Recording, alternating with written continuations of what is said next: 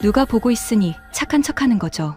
한국인을 향한 이 한마디가 영국 BBC 생방송을 얼어붙게 만들었습니다. 패널이 비웃듯 잘라 말한 순간 스튜디오에서는 종이 넘기는 소리까지 멎었죠. 그 말이 나온 건 한국 지하철의 단 12초 때문이었습니다. 한국에서는 너무 익숙해 누구도 설명하지 않는 장면이었지만 패널은 그 짧은 행동까지 가식이라고 잘라 말했습니다. 바로 그때 전혀 다른 기록 하나가 공개됐고 스튜디오의 분위기는 예상하지 못한 방향으로 뒤집히기 시작했습니다. 기록이 하나씩 이어질 때마다 패널은 새로운 이유를 내놓았습니다. 그런데 마지막에 들려온 아직은 목소리 하나가 그녀의 표정을 완전히 바꿔놓았죠. 가장 독하게 한국을 비웃던 패널은 대체 무엇을 확인했기에 자신이 던진 말을 다시 마주하게 됐을까요? 한국인에게는 평범했던 12초 뒤에 숨은 전말, 지금 시작합니다. 한국 최고라고 댓글을 남겨주세요. 여러분의 구독과 좋아요는 아주 큰 힘이 됩니다. 한국 지하철의 12초가 한국을 비웃던 영국 생방송 패널의 말문을 막았습니다.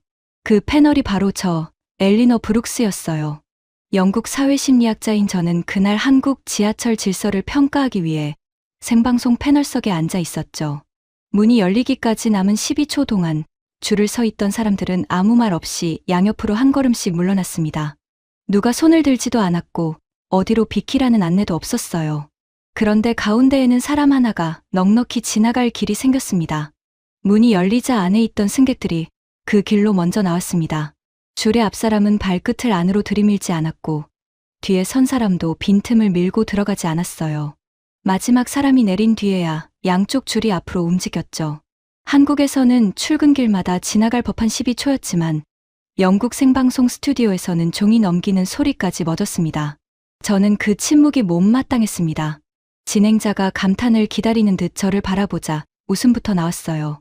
저는 마이크를 제 쪽으로 당겨 말했습니다. 누가 보고 있으니 착한 척하는 거죠. 진행자는 웃지 않았습니다.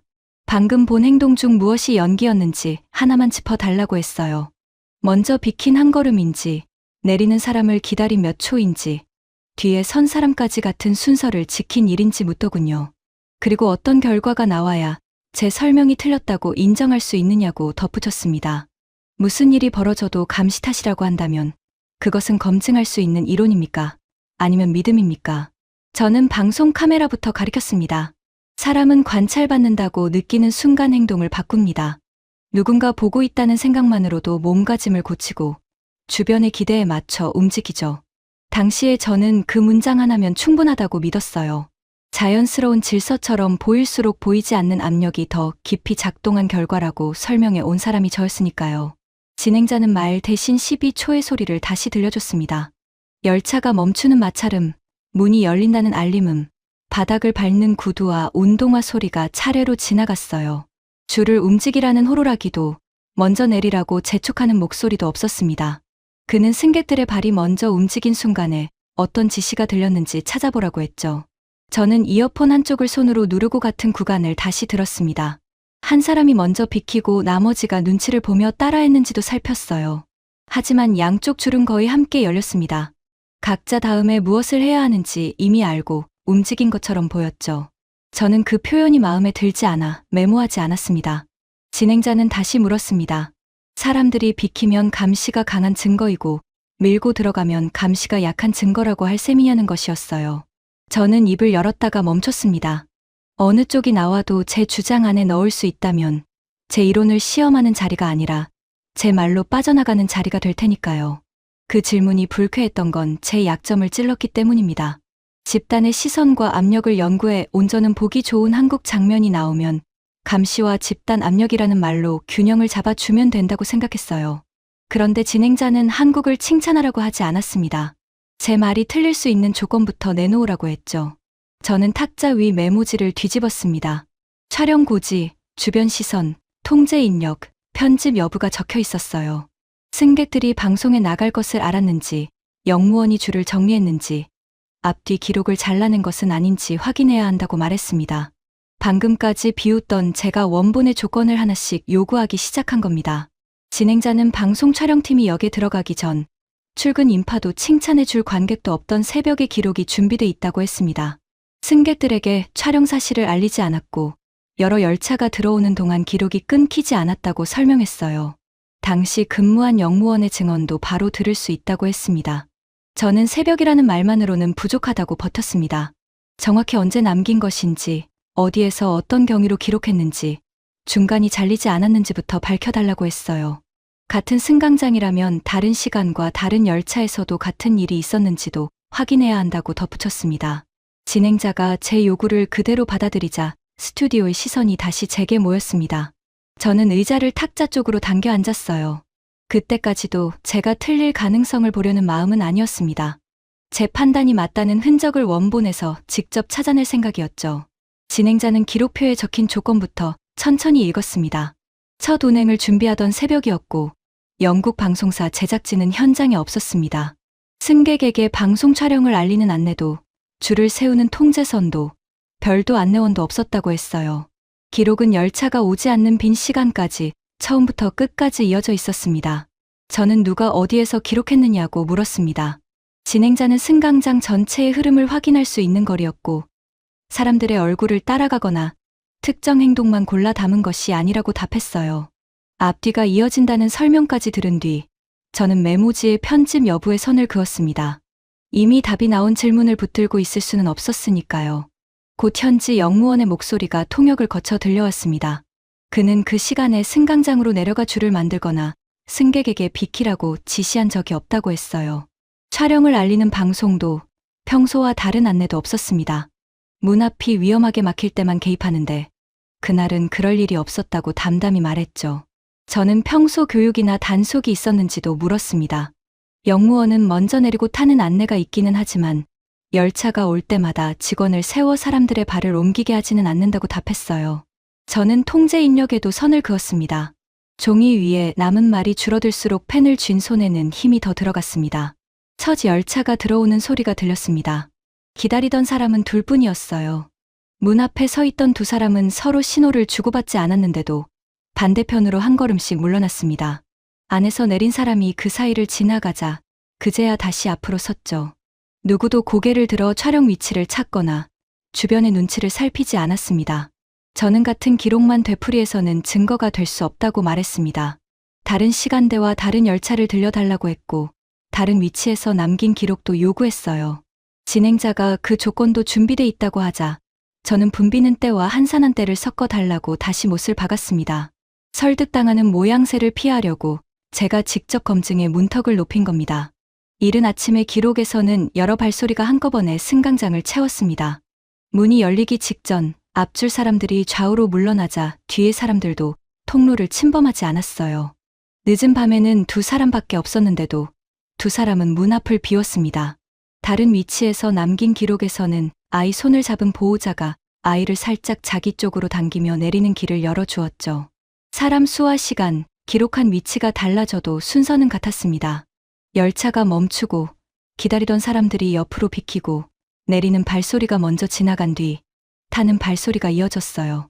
저는 기록을 멈춰달라고 했다가 다시 들려달라고 하기를 반복했습니다. 잘 골라낸 한 장면이 아니라는 사실이 확인될수록 제 메모에는 지운 줄만 늘어갔습니다. 진행자가 제 이름을 다시 부른 것도 그때였습니다. 집단의 질서는 타인의 시선과 압력에서 생긴다고 주장해 온 사회심리학자 엘리너 브룩스에게 이 반복을 어떻게 설명하겠느냐고 물었어요. 제 직업과 이론이 다시 공개되자 오히려 숨을 곳이 없어졌습니다. 제가 내세운 조건은 하나씩 다퉜는데 제가 연기라고 불렀던 행동은 그대로 남아 있었으니까요. 저는 목을 가다듬었습니다. 생방송에서 자기 문장을 거두는 일은 논문 한 줄을 고치는 것과 달랐어요. 너무 쉽게 물러서면 제가 쌓아온 연구까지 함께 무너진다고 느꼈습니다. 그렇다고 방금 확인한 사실을 모른 척할 수도 없었죠. 저는 마이크를 향해 말했습니다. 카메라 앞 연기라고 단정한 말은 거두겠습니다. 스튜디오 안에서 누군가 짧게 숨을 들이켰습니다. 진행자는 제가 한국의 질서를 모두 인정한 것이냐고 몰아붙이지 않았어요. 대신 어디까지 거둔 것이고 무엇이 아직 남아있느냐고 물었습니다. 저는 그 질문을 듣고서야 겨우 다음 문장을 찾았습니다. 방송 카메라가 없다고 감시까지 사라진 것은 아니라고 말했습니다. 한국의 도시에서는 감시 카메라를 자주 마주치니 실제 카메라를 보지 않아도 늘 누군가 볼 수 있다는 감각이 사람들 안에 남았을 수 있다고 했어요. 촬영진 앞에서 꾸민 연기는 아닐지라도 감시가 오래 내면화되어 생긴 행동일 수 있다는 것이었습니다. 그 말을 꺼내자 이상하게도 숨이 조금 쉬어졌습니다. 첫 설명을 거둔 뒤에도 제 이론 전체를 지킬 길이 남아있다고 느꼈던 거예요. 처음에는 한국인들이 칭찬을 받으려고 꾸민다고 단정했지만 이제 저는 보이지 않는 감시가 그들을 움직였다고 범위를 넓혔습니다. 제 판단이 바뀌었다고 인정할 생각은 아직 없었습니다. 진행자는 잠시 종이를 넘기더니 다른 기록을 읽기 시작했습니다.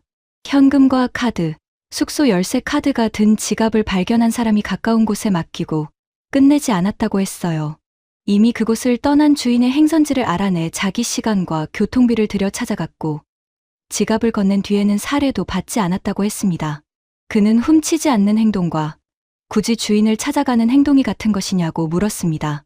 감시가 처벌을 두렵게 만들 수는 있어도 아무도 요구하지 않은 수고까지 시킬 수 있느냐는 질문이었죠. 저는 바로 답하지 못했습니다. 진행자가 그 사람에게 가장 먼저 무엇을 묻겠느냐고 하자 저는 선이 가득한 메모지를 내려놓았습니다. 그리고 물었어요. 그 사람은 왜 거기까지 갔습니까?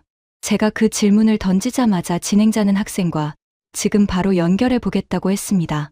저는 기록을 검토하러 나온 사람이지 행동한 당사자와 직접 말을 섞을 생각까지는 하지 않았어요. 잠깐 당황했지만 제가 먼저 물은 이상 피할 수는 없었습니다.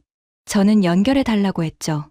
전화가 이어지는 동안 진행자는 지갑을 잃어버린 부부의 상황부터 들려줬습니다.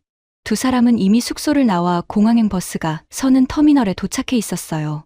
짐을 싣기 전 남편이 표를 꺼내려다 주머니가 비어 있다는 걸 알았습니다. 현금과 카드, 숙소 열쇠 카드가 든 지갑이 사라진 겁니다. 아내는 가방을 내려놓고 안을 다시 살폈고 남편은 조금 전 지나온 곳에 전화를 걸었습니다. 하지만 지갑은 나오지 않았어요. 버스를 놓치면 공항 일정까지 흔들릴 판이었죠. 두 사람은 떠날 수도, 그렇다고 그 자리에 남을 수도 없어 숙소에 마지막으로 전화를 걸었습니다. 그런데 호텔에는 먼저 걸려온 전화가 있었습니다. 한국 학생이 길에서 지갑을 주었다며 안에 든 열쇠 카드가 그 호텔 것이 맞느냐고 물은 겁니다. 직원이 지갑 속 이름을 확인하자 학생은 주인에게 연락할 방법이 있는지 물었어요. 직원은 부부가 조금 전에 체크아웃했고 공항행 버스를 타러 터미널로 갔다고 알려줬습니다. 가까운 경찰서나 호텔에 맡겼다면 학생의 할 일은 끝날 수도 있었습니다. 하지만 학생은 가던 길을 돌려 버스 터미널로 향했어요. 이미 떠났을지도 모르는 사람을 찾으려고 자기 시간과 교통비를 쓴 겁니다. 저는 그 선택을 당연한 절차라고 넘길 수 없었습니다. 지갑을 가져가지 않는 것과 주인이 이미 떠난 곳까지 따라가는 것은 다른 행동이었어요. 호텔에 전화한 순간 학생은 정직한 습득자로 할 일을 다했습니다.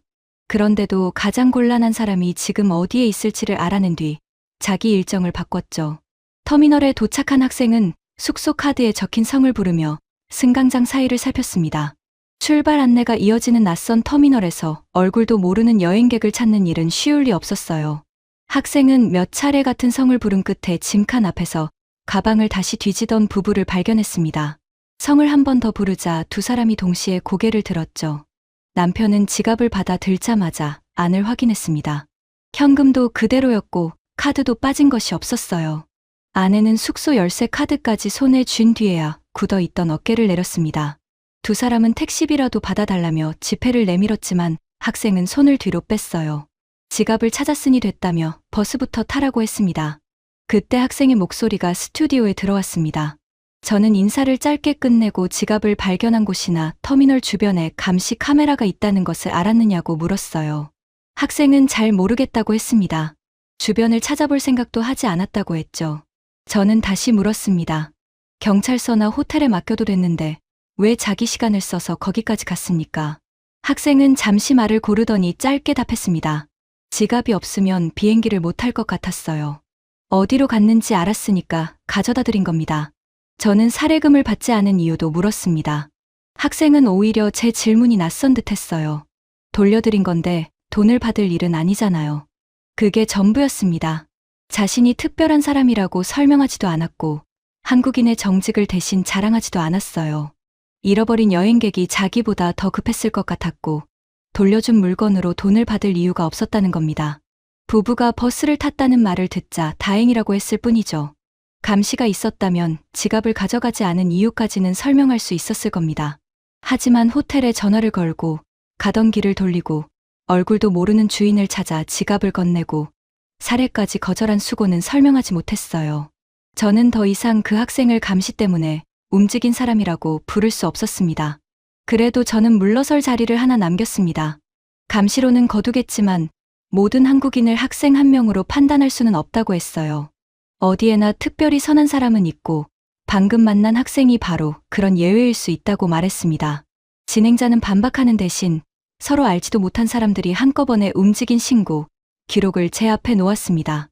서울의 한 좁은 골목에서 외국인 아이가 갑자기 바닥으로 쓰러졌습니다. 부모는 아이의 이름을 부르며 몸을 숙였지만 다급해질수록 한국어로 상황을 설명할 수 없었어요. 주변 사람들도 부모의 말을 알아듣지 못했습니다. 골목은 차 한 대가 겨우 지나갈 만큼 좁았고 입구에는 차량이 멈춰 있었습니다. 가장 먼저 움직인 시민이 휴대전화를 꺼내 119에 신고했습니다. 그런데 상담원이 아이의 상태와 위치를 묻자 신고자는 부모를 바라볼 수밖에 없었어요. 부모는 같은 말을 더 빠르게 되풀이했고 신고자는 알아듣지 못한 채 휴대전화만 꼭 쥐고 있었습니다. 상담원의 질문은 이어지는데 부모의 다급한 답은 골목 안에서 맴돌뿐이었어요. 신고는 됐지만 구급대가 움직이는데 필요한 말을 만들 수 없었던 겁니다. 그때 골목 안가게에서 직원 한 사람이 뛰어나왔습니다. 부모의 영어를 알아들은 직원은 아이 곁에 몸을 낮추고 지금 확인해야 할 말을 하나씩 물었어요.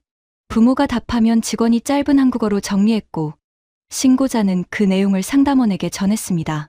직원은 가게 이름과 골목 입구도 함께 확인해 줬어요. 부모는 아이 곁을 떠나지 않았고 신고자는 모르는 말을 짐작하지 않아도 됐습니다. 막혀있던 신고가 그제야 앞으로 움직였습니다. 곧 골목 입구에서 경적이 울렸습니다. 출동한 구급차가 들어오려면 세워둔 차부터 빠져야 했어요. 운전자 한 명이 급히 자기 차로 향했고 다른 시민은 뒤에서 들어오던 차량에 손을 들어 멈춰달라고 알렸습니다. 누구도 그들에게 길을 맡으라고 하지 않았어요. 다만 구급차가 오고 있다는 말과 막힌 입구가 눈앞에 있었고 두 사람은 자신들이 먼저 비켜야 한다는 것을 본 겁니다. 길이 열리기를 기다리는 동안 부모는 아이 곁에서 손을 놓지 못했습니다. 한 시민은 입고 있던 외투를 벗어 아이를 덮었어요. 아이를 함부로 옮기거나 무엇을 먹이려는 사람은 없었습니다. 바로 옆 가방에서 약 봉투가 나오자 중년 여성은 그것을 들고 통역 직원에게 부모의 확인부터 받아달라고 했죠. 다급하다고 짐작을 보태면 안 되는 정보였기 때문입니다. 직원은 약 이름과 마지막으로 먹은 때를 물었습니다. 여성은 부모가 가리킨 봉투를 따로 두고 확인된 말만 짧게 적었어요. 그 내용이 상담원에게 전해질 무렵 골목 입구가 열렸고 구급차가 안으로 들어왔습니다. 여성은 적어둔 내용과 약 봉투를 구급대에 건넸습니다. 말이 통하지 않아 멈췄던 신고는 그렇게 아이 곁까지 이어졌어요. 저는 그 신고 기록을 제 손으로 읽겠다고 했습니다. 누군가 불리한 대목을 골라 뺐다는 의심까지 남기고 싶지 않았거든요. 그런데 기록에서 눈에 들어온 것은 역할 목록이 아니었습니다. 처음부터 끝까지 모든 일을 이끈 이름도 한 사람의 지시를 기다렸다는 흔적도 없었어요. 짧은 기록들은 한 영웅의 활약이 아니라 그때그때 막힌 일이 풀려가는 사실만 남기고 있었습니다. 기록이 끝난 뒤 보호자의 증언이 이어졌습니다. 부모는 구급대가 아이 곁으로 들어오는 동안 주변 사람들이 하나씩 뒤로 물러났다고 했어요. 정신을 차린 뒤 감사 인사를 전하려고 수소문했지만 도와준 사람 가운데 이름을 남긴 이는 없었습니다.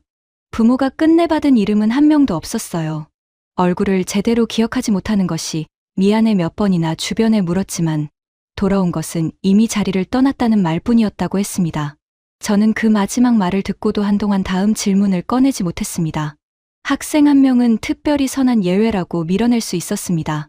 하지만 서로 알지 못한 사람들이 같은 순간에 필요한 빈자리를 메우고 칭찬받을 이름조차 남기지 않은 일까지 한 사람의 특별함으로 돌릴 수는 없었어요. 저는 또 예외라는 말을 꺼내려다가 삼켰습니다. 한 명일 때 썼던 설명을 이름도 남기지 않은 여러 사람에게 그대로 씌우면 사실을 설명하는 것이 아니라 제가 틀리지 않을 자리를 지키는 셈이었으니까요. 제가 붙잡고 있던 개인 예외로는 거기서 다퉜습니다. 그래도 저는 또 다른 설명을 꺼냈습니다. 한국의 촘촘한 119 체계가 위기 때의 행동을 익히게 했고 잘 훈련된 사회가 만들어 낸 결과일 수 있다고 말했어요. 선의를 위한 연기라기보다 제도에 익숙해진 행동이라는 쪽으로 물러난 겁니다. 상담원의 질문과 구급대의 대응이 없었다면 현장의 도움도 제때 이어지기 어려웠을 것이라고 덧붙였죠. 그 말은 공공 시스템의 힘을 설명할 수는 있었습니다. 국가는 신고를 받고 구급차의 출동을 지시할 수 있으니까요.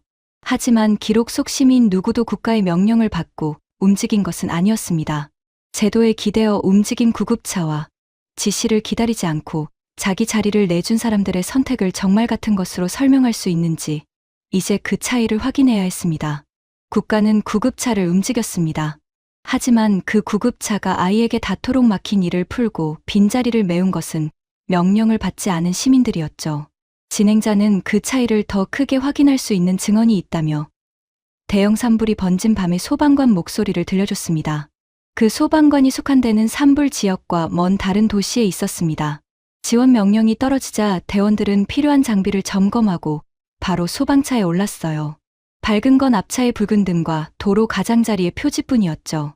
무전에서는 현장으로 진입하는 길과 주의할 구간이 짧게 전해졌습니다. 밤길을 달리던 대원들은 장비 상태를 다시 보기 위해 고속도로 휴게소에 잠시 멈췄습니다. 영업이 거의 끝날 시간이었지만 출입문 앞은 어둡지 않았어요. 직원들은 물을 묶음으로 나누어 놓고 지나가는 차 안에서도 먹기 편하게 주먹밥을 싸고 있었습니다. 이 소식을 듣고 온 근처 주민들도 있었어요. 한 사람은 비어가는 주먹밥 자리를 다시 채웠고 다른 사람은 대원들이 휴대전화와 예비 전원 장치를 충전할 수 있도록 자리를 비웠습니다. 물을 내놓은 직원은 대원의 손에 주먹밥 하나를 더 쥐어주며 가는 길에 먹으라고만 했다더군요. 소방대가 어디에서 멈출지도 몇 명이 올지도 모르면서 준비한 것이었습니다. 대원들은 물을 차에 싣고 다시 출발했습니다. 한참 뒤 현장 지원구역에 도착했을 때는 모두가 밤새 운전으로 목과 어깨가 굳어 있었어요. 그런데 그곳은 물품이 무작정 쌓여있는 창고가 아니었습니다. 현장 지원 쪽에서 필요한 물건을 알리면 자원봉사자들이 그 요청에 맞춰 길을 내고 물건을 나누고 있었죠.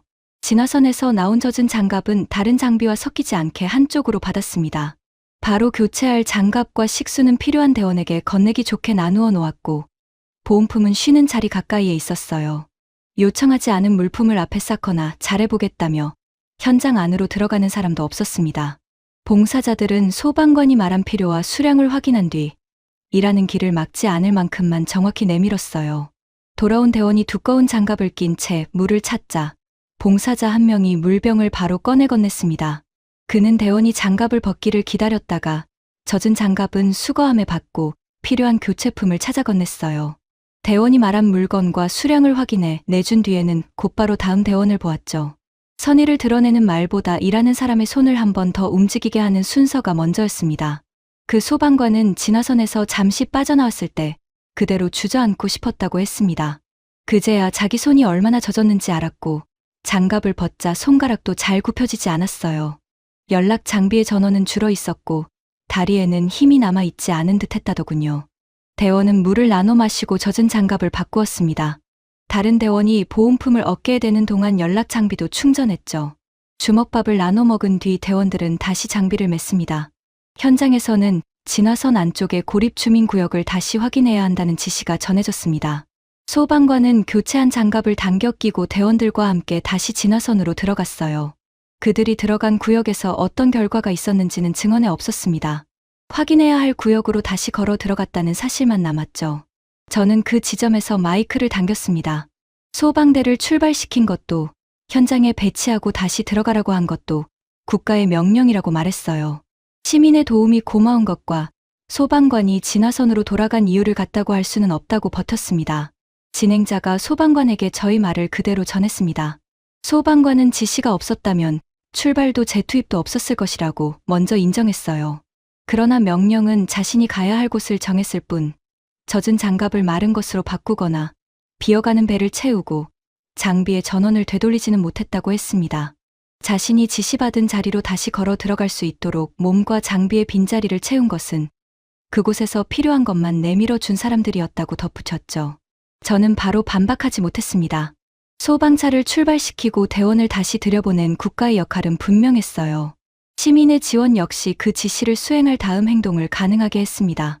어느 하나가 다른 하나를 대신한 것이 아니라 두 힘이 맞물렸기 때문에 소방관은 다시 장비를 맬 수 있었던 겁니다. 저는 지원한 사람들의 행동을 이제 부정할 수 없었습니다. 대신 그 행동이 일어난 범위를 줄이려 했어요. 재난은 사람을 평소와 다르게 움직이게 하는 극단적인 상황이며 그런 밤의 도움을 일상의 태도로 늘려 해석해서는 안 된다고 말했습니다. 남은 도피로는 그것 하나였죠. 위기가 끝나면 자발적인 책임도 함께 끝난다고 믿는 것이었습니다. 진행자는 제가 방금 세운 조건을 바로 받아 적었습니다. 다급한 위기도 출동 명령도 없는 밤이었어요. 도심의 큰 거리 행사가 끝난 뒤였습니다. 음악은 멈췄고 관객들은 집으로 향하고 있었죠. 정리 인력은 장비를 준비하고 있었고 누구도 관객에게 멈추라고 하지 않았습니다. 첫 행동은 작았어요. 지하철역으로 가던 남자 한 명이 발에 차인 빈캔을 주워 손에 들었습니다. 그가 길가에 남은 종이컵도 함께 주우자 앞서가던 여성이 발걸음을 돌렸어요.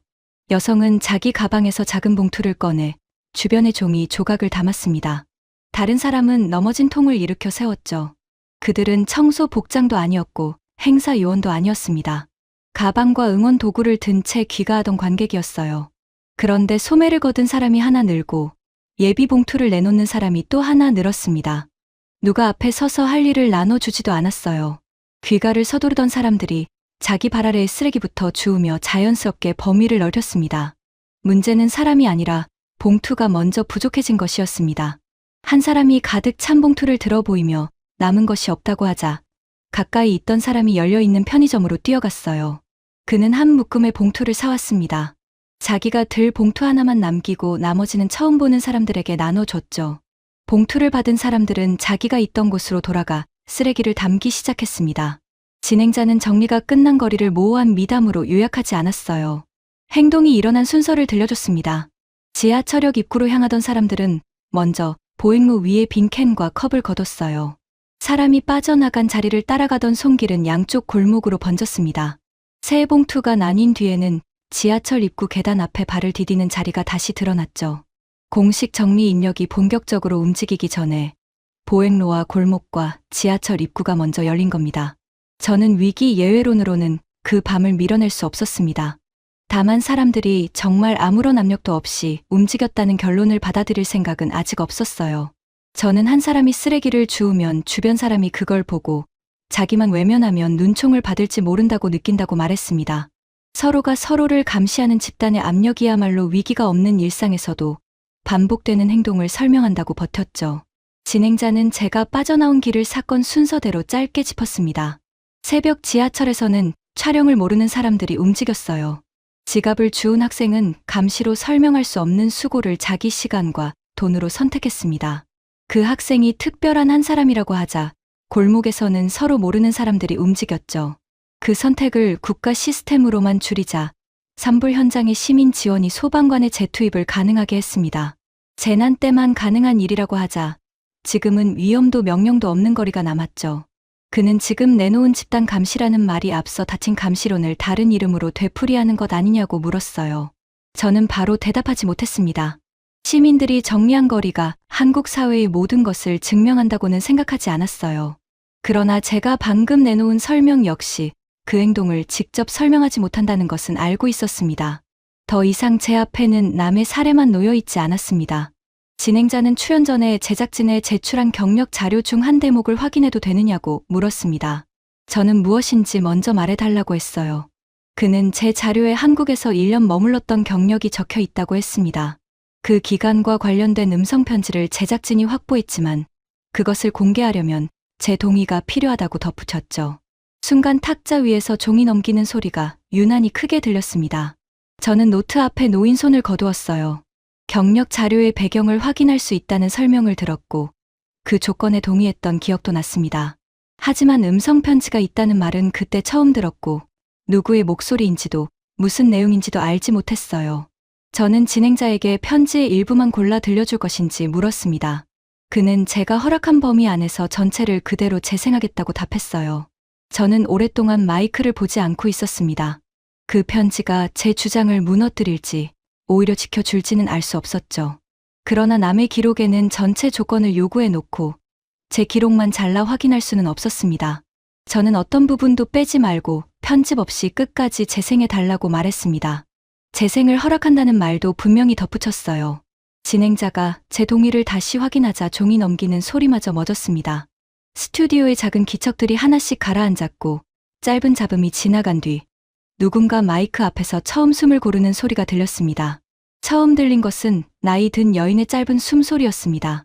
곧 하숙집 주인의 목소리가 제 이름을 불렀어요. 오랜 세월이 흘렀는데도 저는 그 목소리를 알아봤습니다. 겨울 아침마다 부엌에서 밥이 다 됐다고 부르던 바로 그 음성이었죠. 주인은 제가 한국에 머물던 어느 겨울을 기억하느냐고 물었습니다. 잊을 수 있을 리 없었어요. 한밤중에 불이 나 하숙방과 그 안의 짐을 모두 잃었던 겨울이었습니다. 불이 꺼진 뒤 제게 남은 것은 몸에 걸친 옷과 급히 챙겨 나온 가방 하나뿐이었어요. 책상 위에 쌓아둔 연구 기록과 정리 중이던 자료도 방 안에서 함께 사라졌습니다. 날이 밝자 저는 갈곳부터 계산했습니다. 남은 돈으로 며칠이나 묵을 수 있는지, 옷과 책을 다시 사면 연구를 계속할 수 있는지 따져봤어요. 그런데 주인은 그런 제 손에서 계산하던 종이를 빼듯 빈 방 열쇠를 내밀었습니다. 전에 살던 사람이 나간 뒤 비어있던 작은 방이니 다른 곳을 구할 때까지 쓰라고 했죠. 계약서를 다시 쓰자는 말도 언제까지 나가라는 말도 없었습니다. 그 방에는 잠잘 것이 없었습니다. 오후가 되자 아래층 이웃이 여분의 이불을 들고 왔어요. 다른 이웃은 자기 딸이 입던 두꺼운 외투와 스웨터를 문 앞에 놓았습니다. 제 체격에 맞을지 몰라 여러 벌을 가져왔다는 말만 남겼죠. 부엌에서는 주인이 따뜻한 국과 밥을 내왔습니다. 제가 방으로 숨으면 쟁반을 문 앞에 두고 갔어요. 먹은 그릇을 내놓을 때까지 누구도 들어오지 않았습니다. 편지 속 주인은 그때 제가 고맙다는 말보다 먼저 갚을 방법을 물었다고 했습니다. 이불값은 얼마인지, 방값은 언제 내야 하는지, 식사비를 따로 적어 달라고 했다는 거예요. 주인은 제가 묻는 말마다 나중에 생각하자고 답했습니다. 저는 그 대답이 더 무서웠어요. 액수가 정해진 빚은 갚으면 끝나지만 값이 적히지 않은 도움은 언젠가 더 큰 요구가 되어 돌아올 것이라고 믿었거든요. 연구실에 나갈 형편도 막막했습니다. 남은 교통비로 매일 오가면 새 옷과 책을 살 돈이 모자랐어요. 그 사실을 안 동료들은 한 사람이 교통카드를 채워주고 다른 사람은 자기가 가진 복사본을 꺼내줬습니다. 불에 탄 자료의 목록을 함께 적은 뒤 누구는 도서관에서 책을 다시 찾고 누구는 제가 받아둔 조사 기록을 자기 서류에서 복원했어요. 지도교수에게 사정을 설명해 제출 기한을 조정해 준 사람도 있었습니다. 저는 잃어버린 연구를 처음부터 혼자 되짚지 않아도 됐습니다. 그 도움에도 조건은 붙지 않았어요. 논문에 이름을 넣어달라는 사람도 나중에 자기 일을 맡아달라는 사람도 없었습니다. 교통비를 언제 돌려줄지 묻자 연구부터 끝내라고 했고 복사비를 계산하자 이미 쓰고 남은 종이라고 웃었습니다. 저는 그 말을 믿지 않았어요. 여러 사람이 제 생활을 들여다보고 움직이는 일이 저를 보살피는 것인지 제 선택을 에워싸는 것인지 구분하지 못했습니다. 사실 구분하지 못한 것이 아니라 통제라고 결론 내리고 싶었던 겁니다. 도움받은 사람으로 남으면 제가 세운 독립적인 인간의 모습이 무너진다고 느꼈어요. 고마움을 인정하는 순간 그들에게 빚진 사람이 되고 빚진 사람은 언젠가 거절할 자유를 잃는다고 생각했죠. 그래서 몸이 조금 추슬러지자 다른 숙소를 구했고 제대로 작별하지 않은 채 한국을 떠났습니다. 주인에게 출국 날짜도 말하지 않았어요. 열쇠와 짧은 메모만 남겼습니다. 편지 속 목소리는 저를 꾸짖지 않았습니다. 왜 인사도 없이 갔느냐고 따지지도 않았어요. 그저 제가 떠난 뒤에도 한동안 빈 방 문을 보면 추운 곳에서 혼자 지내지는 않는지 걱정했다고 했습니다. 그리고 마지막으로 아주 짧게 말했어요. 갚으라고 문을 연 것이 아니라 불탄 방 앞에서 혼자라고 느끼지 말라고 문을 연 것이었다고요. 그 말을 듣는 동안 저는 오래전 제가 작성한 연구 메모를 떠올렸습니다. 한국에서 받은 도움을 저는 집단주의적 간섭의 예외 사례라고 적었습니다. 제 이론으로 설명하기 불편한 기억을 예외라는 서랍에 넣고 닫은 겁니다. 이후 연구에서도 공개 강연에서도 그 겨울을 말하지 않았어요. 도움을 받았다는 사실이 틀린 것이 아니라 그 사실이 제 주장에 불리했기 때문에 지웠습니다. 그날 방송에서 제가 타인의 행동을 감시와 통제라고 몰아간 것은 처음이 아니었습니다. 저는 이미 제 삶을 이어준 사람들에게 같은 일을 했어요. 그들이 채워준 빈 방과 이불과 옷, 식사와 교통비, 되찾아준 연구 자료를 바라보면서도 도움이라 부르지 않았습니다. 제 자존심을 지키려고 간섭이라는 이름을 붙인 뒤 도망쳤죠. 편지가 끝나자 진행자는 제게 반론할 것이 있는지 물었습니다. 저는 새 설명을 만들지 않겠다고 했어요. 대신 처음에 제가 던진 말에 마지막으로 답할 시간을 달라고 요청했습니다. 저는 방송 첫머리에 했던 제 말을 다시 읽었습니다. 누가 보고 있으니 착한 척하는 거죠. 아까는 그 문장을 확신처럼 던졌습니다. 이제는 그 안에 증거가 아니라 제 짐작만 들어 있었다는 사실을 알고 있었어요. 저는 알지도 못하는 사람들의 속마음을 지어냈고 그들이 보여준 행동보다 제 의심을 더 믿었습니다. 저는 마이크를 제 쪽으로 당겼습니다. 이번에는 빠져나갈 조건을 붙이지 않았어요. 한국인들이 누가 보고 있으니 착한 척한다는 제 말은 근거가 부족했고 모욕적이었습니다. 그 발언을 철회합니다. 제가 사실을 밀어낸 방식도 한 번에 인정했습니다. 촬영과 감시를 의심했고 특별한 개인이라고 떼어냈으며 국가 시스템 안에 밀어넣었습니다. 그래도 남는 행동에는 재난의 예외와 집단 압력이라는 이름을 붙였어요.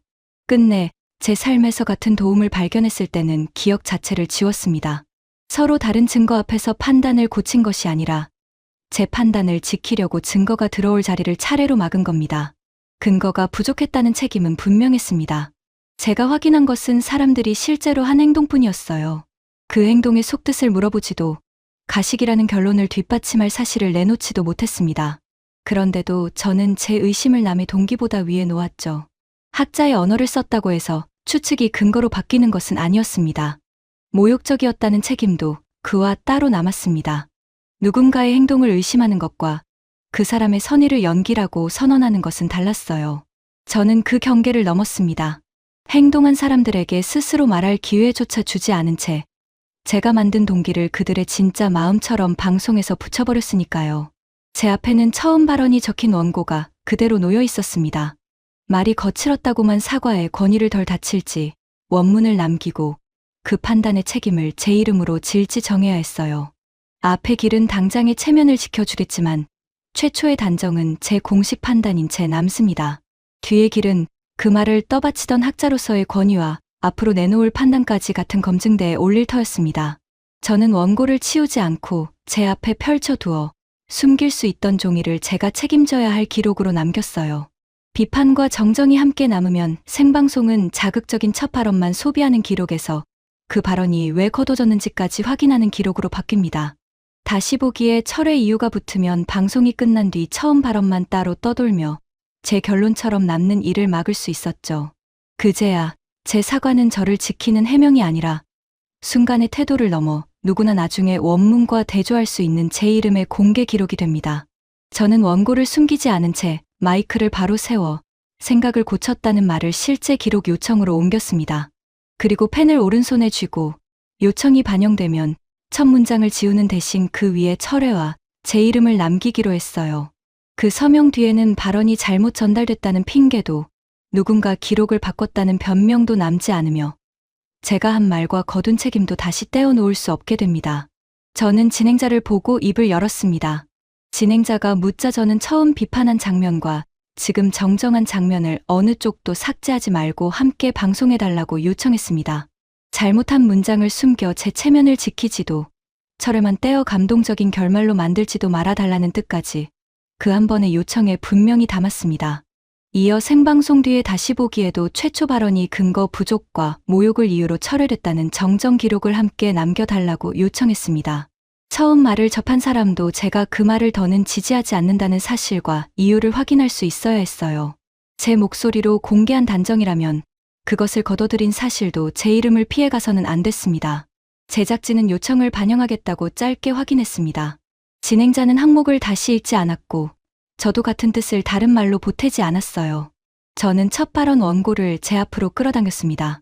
펜을 든 손이 종이 위에서 잠시 멈췄지만 처음 문장을 지우지는 않았습니다. 제가 한 말이라는 사실까지 없애고 싶지 않았기 때문이에요. 저는 그 문장 위에 철회라고 적었습니다. 그리고 그 아래에 제 이름을 남겼습니다.